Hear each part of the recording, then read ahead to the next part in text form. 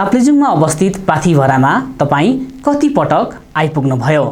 एक पटक, दुई पटक, तीन पटक वा त्योभन्दा बढी? यद्यपि पाथिभरा आइ नपुग्नु भएकाहरू कुनै न कुनै दिन आउने तयारीमै हुनुहुन्छ।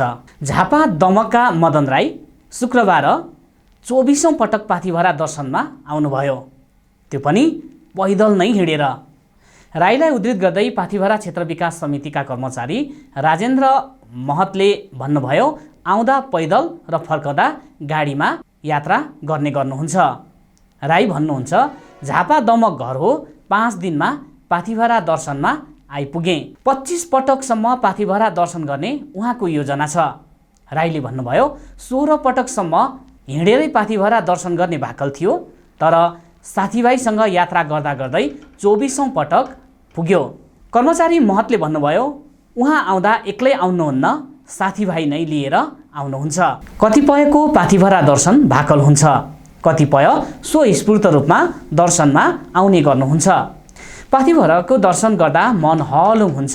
पाथिभरा क्षेत्र विकास समितिले राईलाई मायाको चिनो समेत प्रदान गरेको छ। कर्मचारी टिकाराम पौडेल सहितकाहरूले धन्यवाद दिँदै मायाको चिनो प्रदान गरेका हुन्।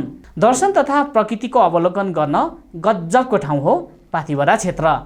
चैत वैशाख त ढकमक्क गुराँस फुलेर वन नै ढाकिएको हुन्छ। पाथिभरा प्रस्थान गर्ने पैदल मार्ग दायाँ बायाँ जङ्गल नै रताम्मै देखिन्छ। कतै कतै फुलेका सेतो लाली गुराँसको दृश्यले शोभा झन बढाएको छ। कतिपयले दुर्लभ वन्यजन्तु रेड पाण्डा समेत अवलोकन गर्न पाउँछन्। पाथिभरामा कहिले हिउँले ढाकिएको हुन्छ, कहिले निलो आकाशले छाताको काम गरेको आभास हुन्छ। यो मौसम दर्शन र प्रकृतिको अवलोकनका लागि गजबको समय पनि हो। आउनुहुने होइन पाथिभरा?